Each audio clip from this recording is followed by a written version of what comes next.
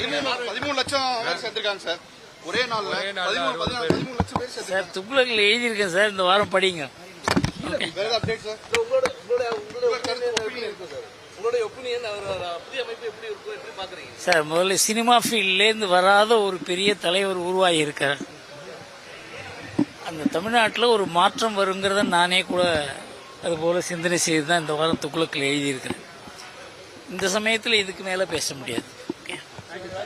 நாள்லயே வந்து 13 லட்சம் பேர் சேர்த்திருக்காங்க சார். ஒரே நாள்ல 13 லட்சம் பேர் சார் துக்ளக்கில் எழுதியிருக்கேன் சார், இந்த வாரம் படிங்க. வேற அப்டேட் சார். உங்களுடைய ஒப்பீனியன் புதிய அமைப்பு எப்படி இருக்கும், எப்படி பாக்குறீங்க சார்? முதல்ல சினிமா ஃபீல்ட்லேருந்து வராத ஒரு பெரிய தலைவர் உருவாகி இருக்கார். அந்த தமிழ்நாட்டில் ஒரு மாற்றம் வருங்கிறத நானே கூட அதுபோல் சிந்தனை செய்து தான் இந்த வாரம் துக்ளக்கில் எழுதியிருக்கிறேன். இந்த சமயத்தில் இதுக்கு மேலே பேச முடியாது.